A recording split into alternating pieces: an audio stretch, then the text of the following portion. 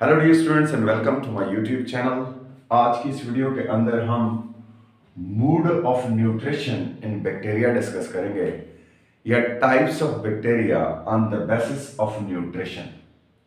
यानी बैक्टीरिया अपनी ग़िज़ा किन तरीक़ों से हासिल करते हैं, किन किन तरीक़ों से वो अपनी एनर्जी या फूड गेन करते हैं। इन तरीक़ों की बुनियाद के ऊपर भी बैक्टीरिया को डिफरेंट ग्रुप्स में डिवाइड किया गया है। तो आज हम उन तमाम मूड मीन उन तरीक़ों को डिस्कस करेंगे जिसके ज़रिए बैक्टीरिया अपनी एनर्जी या फूड गेन करते हैं या हासिल करते हैं इन्वायरमेंट में से। याद रखिएगा, ये टॉपिक क्लास 10 के लिए, इवन क्लास 9 के लिए और क्लास फर्स्ट ईयर के लिए तकरीबन तीनों लेवल्स के लिए इस्तेमाल होता है और बोर्ड में अक्सर इस सवाल का जो है वो जवाब पूछा जाता है।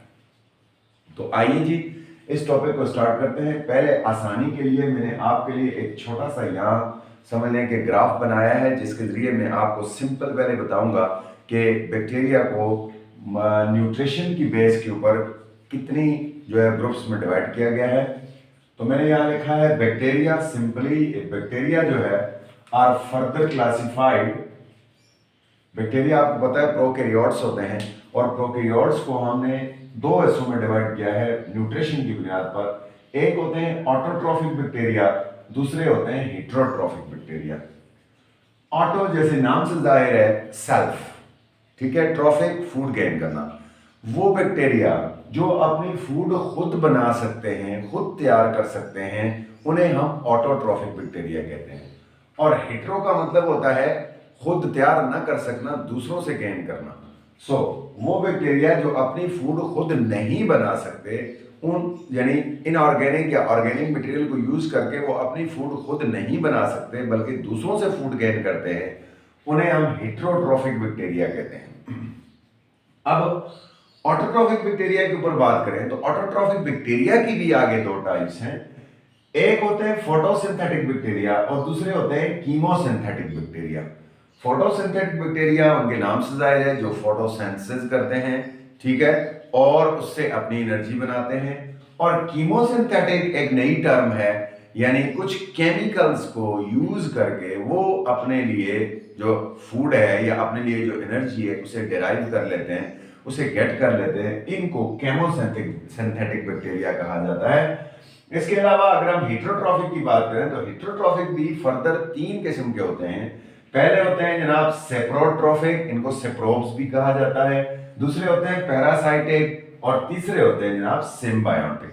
यानी सेप्रोट्रॉफिक सिंपली वो बैक्टीरिया हैं जो माहौल में से डेड मटेरियल जो है, जैसे कोई एनिमल मर गया, प्लांट मर गया या कोई और दूसरे बैक्टीरिया या ऑर्गेनिज्म मर गए, तो उनको एनवायरनमेंट में से खाकर साफ करते हैं, उनसे अपनी फूड गेन करते हैं, इनको सेप्रोट्रॉफिक कहते हैं। सिम्बायोटिक बड़े खतरनाक हैं क्योंकि ये जो है दूसरे लिविंग ऑर्गेनिज्म के अंदर घुसकर उन जिंदा चीजों से अपनी फूड गेन करते हैं और उनमें बीमारियां भी फैलाते हैं। यही इनकी जो टाइप है जो खतरनाक है, जिससे इंसान बैक्टीरिया से डरता है। उसके अलावा सिम्बायोटिक भी बैक्टीरिया होते हैं जो दूसरे लिविंग ऑर्गेनिज्म के साथ एसोसिएशन बना लेते हैं, उनके साथ अमन का ताल्लुक कायम कर लेते हैं और उन्हें भी फायदा देते हैं और उनसे खुद भी फायदा लेते हैं।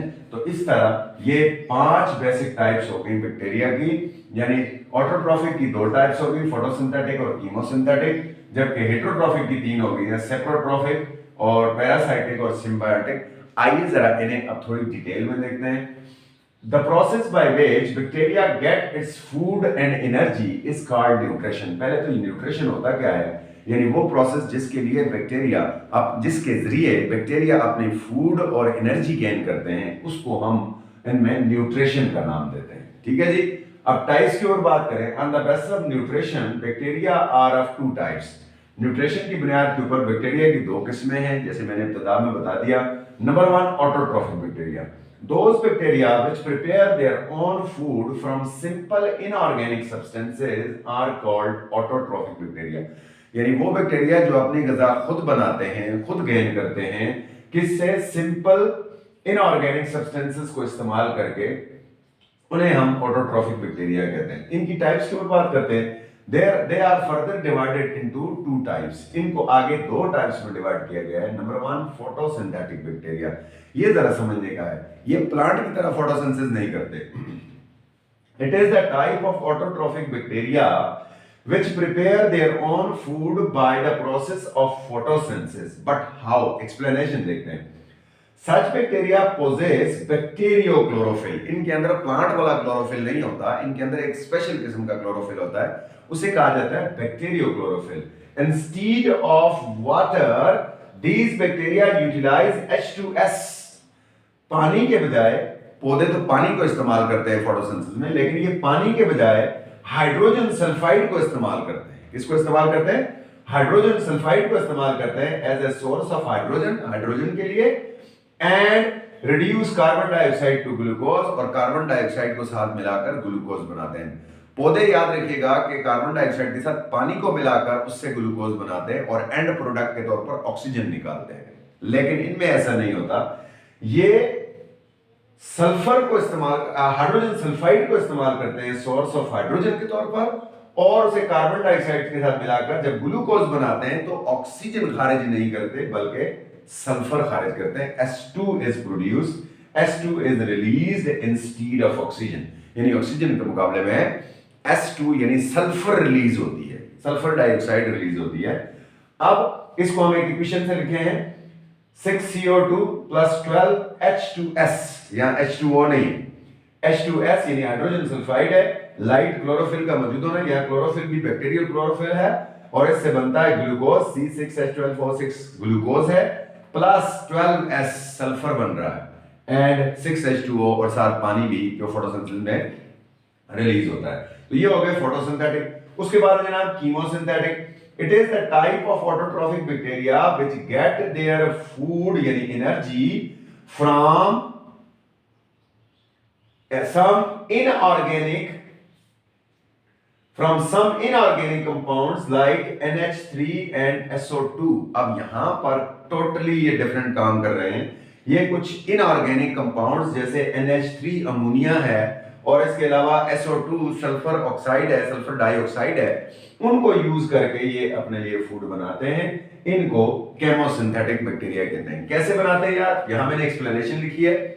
Such bacteria use inorganic energy instead of solar energy। अब ये सूरज की रोशनी को भी, सनलाइट को भी इस्तेमाल नहीं करते, यानी फोटोसिंथेसिस यहाँ इन्वॉल्व नहीं। And these bacteria get energy by the breakdown of inorganic substances such as NH3 and SO2। ठीक है जी, ये ऐसी इनऑर्गेनिक चीजों को ब्रेक करते हैं और उससे अपने लिए एनर्जी बनाते हैं। ये सनलाइट की एनर्जी को यूज नहीं करते, सोलर एनर्जी को यूज नहीं करते। फॉर एग्जांपल इस तरह के जो बैक्टीरिया हैं, नाइट्रोबैक्टर्स वगैरह हैं, ठीक है जी। इसके अलावा एक और होता है नाइट्रोसोमोनास, नाइट्रोबैक्टर्स। ये बड़े इंपॉर्टेंट हैं क्योंकि ये रिसाइकलिंग में और एनवायरनमेंट में बहुत सारे जो बायोजियोकेमिकल साइकिल चल रहे हैं उनमें भी हेल्प करते हैं, नाइट्रोजन को फिक्स करने में हेल्प करते हैं।